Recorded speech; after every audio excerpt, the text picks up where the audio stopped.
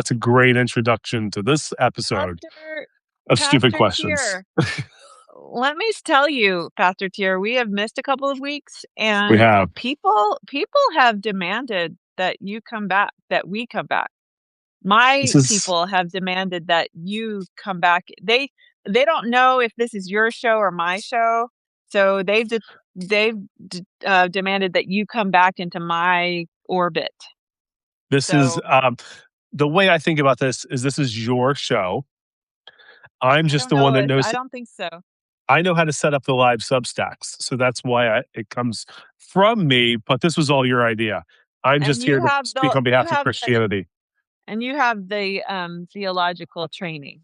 So I have I don't have the theological training. I have theological training. I don't know if it's but we'll go with that. I didn't go to Duke, hmm so or Oh, Princeton. is that the theological training? In my corner of Methodism, it is. That is Oh, not. That's what they think. well, I think that's quite snobby, and we're going to go with your training. So, Let's how go. are you? I'm great. First of all, you have some news. You are moving churches. I am. Yeah, I'll be moving at the end of June to Trinity United Methodist Church, just on the other side of 395, which is, if you're familiar with DC, is kind of the dividing line between Arlington and Alexandria. So I'll be heading 11 miles east to Trinity. Looking forward to it. Very sad to be leaving, but it'll I think be a you're just great trying to adventure. get further away from me. You left my church that you're no longer, but your Walker Chapel is kind of the sister church to my church still. So Hmm. I still see you around. We have Ash Wednesday together. We do community assistance, and now Hmm. you're moving even further away, which I take personally. Well, I will Um, save you a seat on Sunday morning, and you can come anytime you want. There'll be a seat ready for you. okay, it's far over there. I don't know. I don't know if Well, I can that's do. the thing. I mean, you know this well. I mean, every area has this type of arrangement, but people from Arlington do not go to Alexandria. People from Alexandria do not come to Arlington, and that's just the way the world works around here. Yeah, But so you're changing teams, and yeah, we'll see. d- But congratulations. I thank guess you. that's I'm it. excited. We are excited to move. It's gonna be a great time. And what the great thing about these videos is that my new congregation is getting to watch these. So we got to make me look Oh, good. We got to make me look good over the next couple weeks. Okay. okay. I won't expose you as a heretic. Yeah. I'll try not to They'll anyway. hear that real fast. Okay. All right. Well, today I won't get you in any trouble, I'm sure, Okay. because uh, I'm ready. I have questions for you on a very timely topic, and that is war and peace. War, what is it good for? There has Yeah. been much discussion between the Pope and the Yes. administration of our country. I mean, I'm not a theologian, but between those two camps, I'm gonna go with the Pope on this. But I realize too that my own personal views and work history may not even meet the Pope standard. So I decided I would go to you in my denomination and get your take on war. What is it good for? Okay. What is it good for? I mean, gosh, I What is it? feels like a leading Okay, question. I'll Because make I it. can't say it's good for anything, right? I can't, I'll make because it. here's what happens. I say it's not good for anything. It's sin responding to sin, right? Boom. But then it's like, well, what about this world event? Wasn't war good in this thing? Um, Yeah. so that's the needle I'm going to have to thread today, Okay. and it's going to be tough. Well, we'll just make it real simple to start out with. Does the Methodist Church have a just war doctrine like the Catholic Church does? We have within our social principles, the United Methodist Church has language about the use of war. I don't know if I have a copy of them in my office or not. I will look quickly. But yeah, we have language on it. But it's I don't like reverting to, what's the company line about this Mm, that makes it feel good or makes us feel okay about engaging in it. sure. That's just me. So how do you think about it then? You live in Washington, D.C. I area, do. and I think you used to work for a defense contractor, am I right? Uh, Security contractor for diplomats. We were Okay, on the diplomat side of the house. Um, okay. what I will say is that I think I think the first thing that I would say is that sin is real and that there are times throughout human history when evil needs to be restrained and sin needs to be stopped. And we can do so without pretending that the restraint being implemented is itself innocent.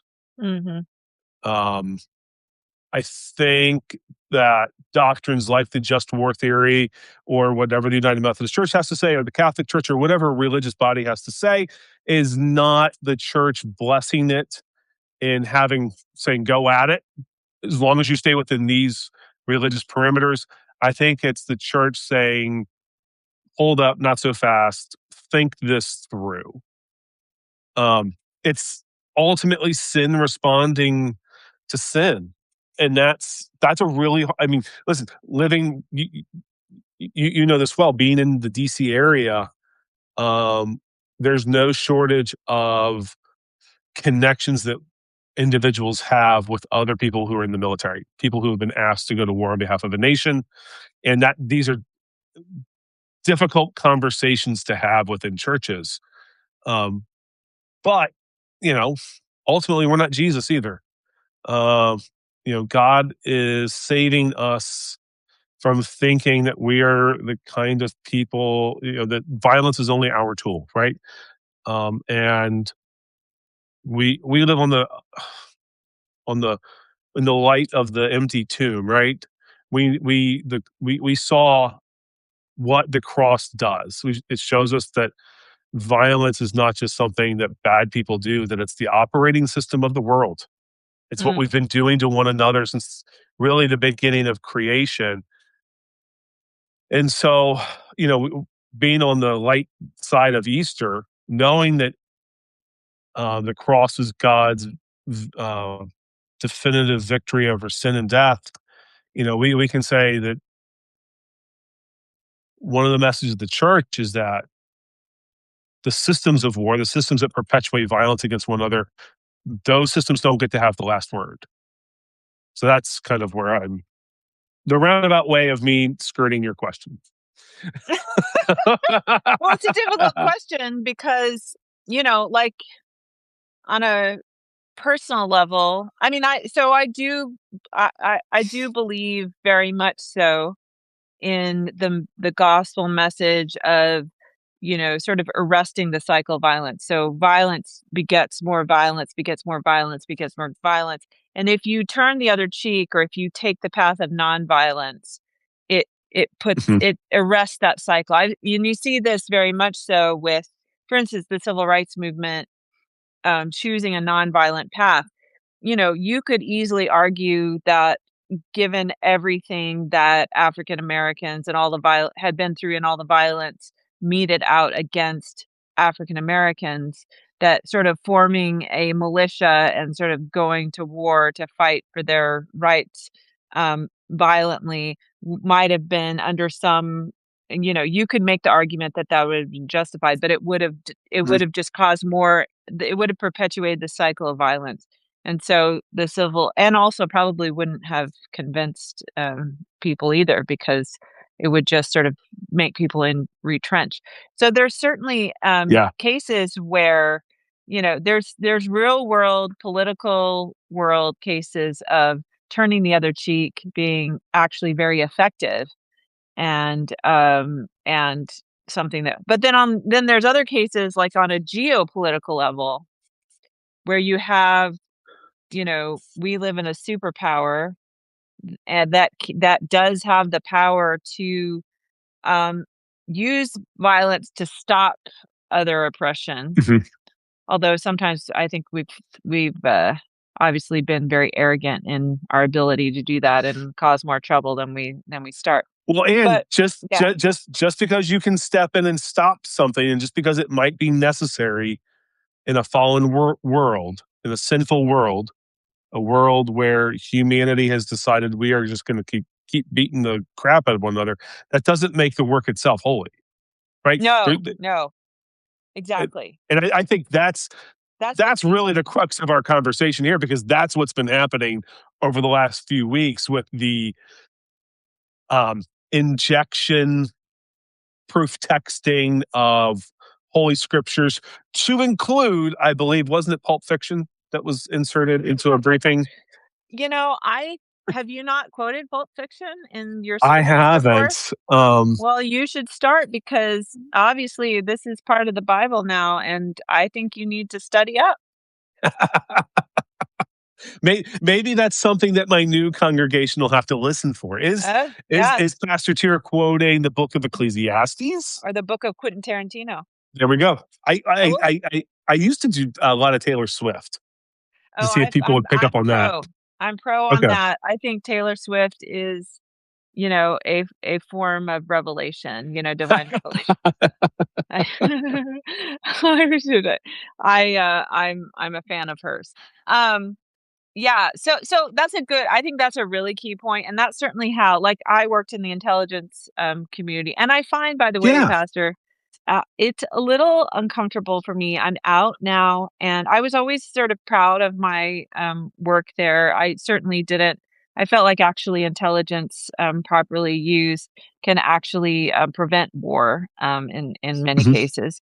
Um, Bad intelligence can cause war, but good intelligence and good use of intelligence can actually aid diplomacy and prevent war. So, and the particular area I worked on, which was Africa, American interests were well aligned with the interests of the people in those countries, and there was a lot of partnership with those with on countering terrorism and things like that.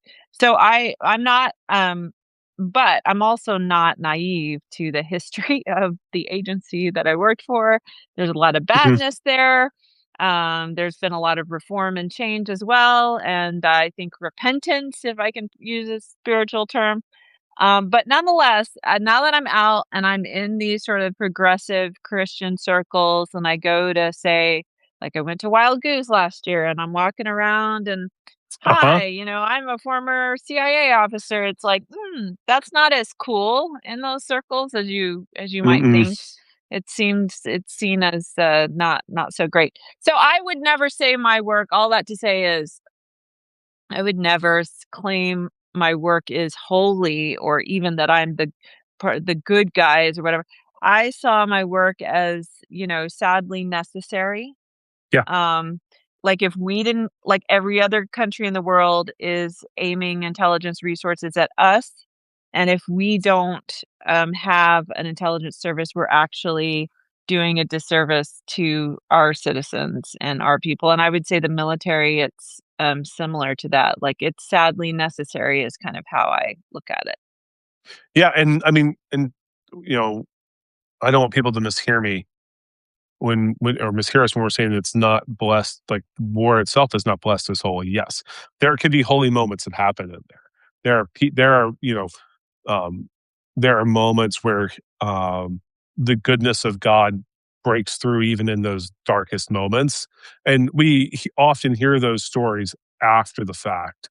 And for us on the other side of it, we hear it as inspirational. It gives us hope for humanity, but also in real time when those things are happening, the folks who are experiencing those holy moments are experiencing the presence of God with them, where Jesus says, "There's nothing that can separate you."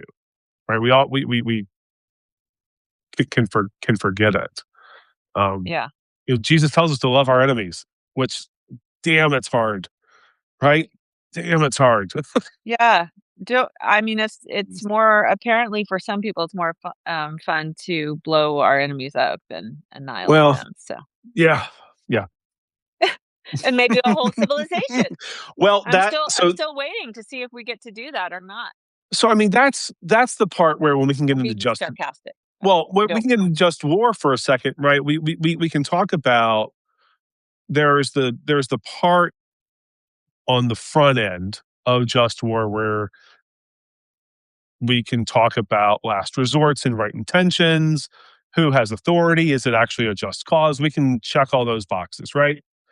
Um, but then there's also justice during the war. It doesn't just ask, is war or was the cause good? Was this a good idea? It also asks, are you still acting like a human being made in the image of God while you're fighting? So, are you targeting civilian, non Right. combatants, Yeah. people's water and infrastructure, threatening to wipe out an entire generation of Are people, you an entire are you saying that's civilization? bad? I would say You say from that's where I'm sitting, bad? Okay. that's a bad thing. As someone who's part of a civilization, I don't know if I want that wiped off the map. Mhm. Yeah. Uh, and whether or not it was going to happen or not, you know, I'm not a policymaker. I'm, I wasn't like you, wasn't invited to those briefing rooms, Holly. But I do know that words have consequences, and um, just as much so as our physical actions towards one another. I mean, I certainly don't think that we should ever, as an American, as a Christian, which are two different things, by the way, that's two different things, And don't let right? people tell you otherwise. Yeah, those are two different things. But as either one, according to our faith beliefs or according to our Constitution and our values as a nation, I do not think that, um, you know, I do not think we should not glory in war. We should not relish No, violence. It should be, we should exhaust other options. And again, by the way, being, using other options takes a lot of ingenuity and creativity, which is things that we also can have as a nation, and that can be, something we can be proud of as well. It's not just blowing stuff up, and yeah, but, I heard someone say recently, or I read somewhere, I cannot remember where because this is the state of my brain, but they said that every war is a war against children. And that really hit me hard because the children and the vulnerable are always the ones that are harmed the most, when there's war, and even with all of the precautions, that you can take, like the school that was in it, I'm sure inadvertently bombed. I do not think it was intentional, but nonetheless, like that's just, that's a tragedy, and that is yeah. something that should not happen and that we should always grieve. Well, that's where I would argue, like that our job as Christians is not to romanticize, um, bless, or rush towards war. It's not our job to make it sound holy. The church's job since the very beginning, when Jesus commissioned his disciples, is to bear witness to Christ crucified, risen, and ascended. And if we do that, we're bearing witness to um, Christ, who has saved the world not by killing his enemies, not by destroying an entire empire, but rather by forgiving them. And that is the scandal of the cross. That is the offensiveness of the cross. That's the offensiveness of God's grace. That's the offensiveness of how God forgives us, is that it cuts across the ways in which we want to hold people accountable through violence. Um, Yeah, and it's hard to think of what does forgiveness look like? Again, and mhm. we are not a Christian nation. We are a Yes. Mhm. secular nation, and we live in a world of secular nations. Nations are not, um, godly entities, but as citizens, we bring, we can apply our faith to our citizenship and what we support and what have you. But still, even on the geopolitical front, for instance, um, rebuilding Europe and Japan and parts of Asia after World War II. You know, I think this kind of gets at what you're talking about, even on a geopolitical front, where we went to war with these nations. I think of all the wars, I think most people agree that World War II was a just war, although there was evil that happened on both sides here and Hmm. there. Yeah. Was the firebombing of Dresden, a moral thing? Probably not.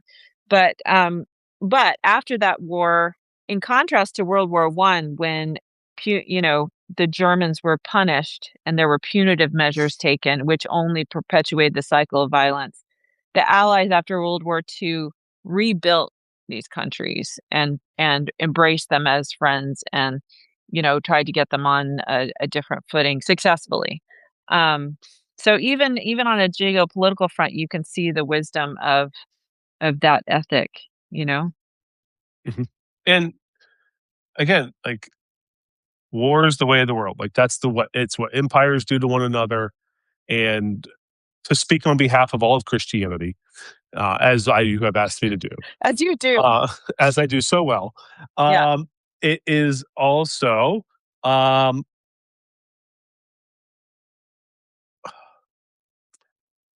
the church.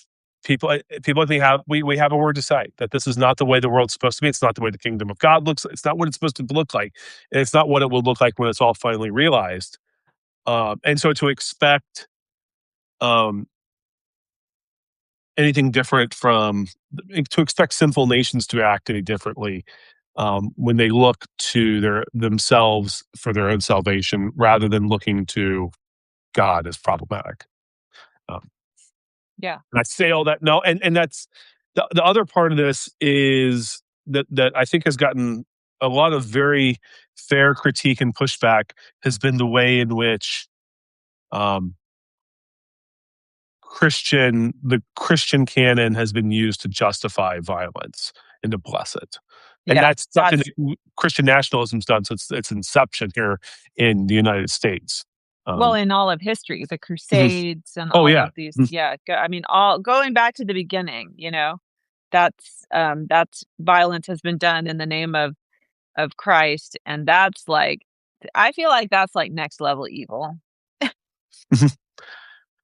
And it's always it's always cherry picking scriptures, taking them completely out of context. Eisegesis is what we call that, and it Oh, really? I ne- didn't know that. I thought it oh was yeah, yeah, yeah. ecstasy. What is Eisegesis. exegesis? Exis, ex, uh, Exegesis is to pull something out of the text, is to read the text and allowing the word of God to speak something to you, and Okay. you draw it out. Eisegesis is when you read something into the text. It's when you Oh, proof texting is another kind of a kind cool. of a yeah. So it's not ice Jesus like Jesus is an ICE officer. No, I mean you could Would eisegete be doing it, right? you could eisegete your way into icing Into Jesus. Jesus as an ICE officer. I hope Substack creates that and isolates that for us. Yeah, Eisegeting Ice Ice Jesus, Jesus. eisegesing Ice Jesus, and we've had some Ice Jesus around here. Ice Jesus instead of Ice baby. Yeah. Um, I guess to me, like, my larger struggle is, you know, Holly as a Christian and Holly as an American, and those being both dear to me and also separate, Mhm. but also I'm the same person. And so how do you sort of compartmentalize yourself as a citizen? Like, you don't wanna impose, like, I think it would be, would you think it would be wrong to be like, "Okay, with our," let's say all of the liberal, squishy Christians, become become a big political bloc like the evangelicals, and then we basically take over a political party, and we're in charge of America, and we immediately just God. completely defund the Defense Department and everything because we don't believe in that. I mean, to me, that would be kind of imposing one's religious views on the nation, or should we do that? I don't think we should do it. I mean, we've seen how it worked on one extreme, and to expect a different outcome. with an extreme on the other side. I don't see that coming. I do think that um, the role of the government is to provide for the common defense of our of its people. Like that is one of the things they do. Is that sinful? The ways in which we defend ourselves, perhaps, How probably. much money we spend on it versus other things. Yep, that's and that's part of the conversation. Do I think that progressive Christians could do that in a way without destroying one another with litmus tests that are not actually achievable? No, I think they would tear each other down before they even got that far along the way. So that's my pessimistic view of the other side of it. Well, the good news is, from my experience of liberal Christians, there is zero chance of them being politically effective. So I'm hoping for the That's sake of Holly, not me. yeah, I'm hoping for the sake of democracy, we can at least get ourselves enough together and enough of our number to maybe, Yeah. influence the outcomes of things. But I don't perceive us as going to become this massive political movement like Mhm. our friends on the other side of the aisle, and that's probably a good thing, frankly. Yeah. Yeah. So. I don't always like to quote from the United Methodist Book of Resolutions, but I did find what you were asking for earlier. Oh, I'm going to read good. it. Good for I will you. read up. This is the first time I've ever read aloud from this book, so Wow. bear with me, everybody. You should do it more often if you're gonna be a This Methodist pastor. this is in paragraph 163, section F, war and military service. Okay. Um, Thus begins the reading. The Church deplores war and all other forms of violent conflict and urges a peaceful settlement of all disputes. We yearn for a day when there will be no more war and people will live together in peace and justice. Skipping down, we grieve that in a world where so many live in poverty, governments continue to dedicate enormous resources to preparing for and conducting wars. We are especially distressed by the proliferation of nuclear weapons and call not only for an end to their production, but their complete elimination. Christians have struggled with the issue of war since the time of Jesus. Some Christians have argued historically that war and other acts of violence are never acceptable, while others have asserted that it's sometimes necessary to take up arms. We urge all United Methodists to examine their own consciences and earnestly seek God's guidance when it comes to matters of military service. We honor and offer support to those who choose military service as a result of personal conviction and urge that they perform their duties in harmony with the tenets of good faith in accordance with the laws of the Geneva Convention. Continues that we honor and support the witness of pacifists whose consciences and religious convictions prevent them from serving in the military or limit them to taking non-combatant roles. As the church, we commit ourselves to support all people as they discern how best to model the non-violent example of Jesus. That's good. So, Yeah, basically, it's a really tough issue, yeah, and that's how people this are reads. and people are gonna have to make decisions for themselves as far as how they engage with it, and if they're Mhm. going to go into military service or other sort of defense related work, and but they should examine their faith and their conscience in doing so. Mhm. That's reasonable. That's It's reasonable. fair, and Yeah. I would always joy is like same as outside of religion then. I'm Yeah, like, well, exactly. yeah, that's I mean, that's one of the I mean, we're coming up on our time, but that's one of the things that Christians in general wrestle with, whether it's war or any other hot topic political issue. There are moral um consequences, positive and negative, to all decisions that we make. And people of faith of every generation have been called to discern that for themselves. And I trust the church to do a better job of that than I trust governments to do it on my behalf, to tell me Yeah. what I should be thinking. Because there are times when the government's going to tell you something is the religious basis for doing something, but they're actually quoting Quentin Like Tarantino. maybe now? Like maybe I'm now? just saying there could be a time. I'm not pointing fingers at anybody. I'm just saying it could happen.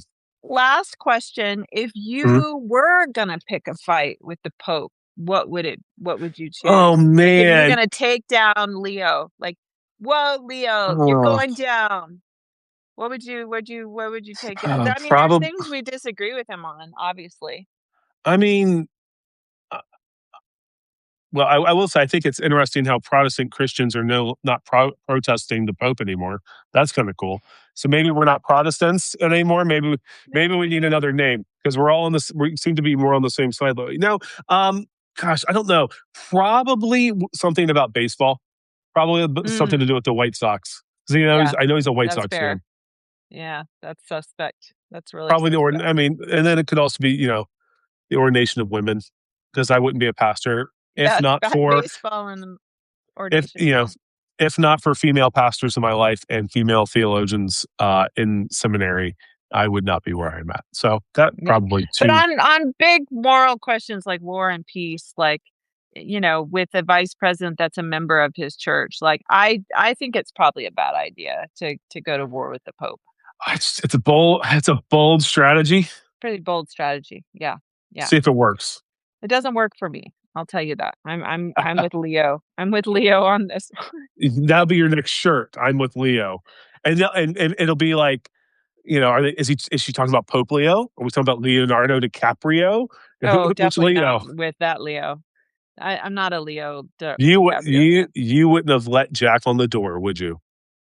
Well, I would if it were Jack, maybe, but if it were Leo, I would be like, "Hey, I'll let you on this door, but you've gotta start dating women your own age.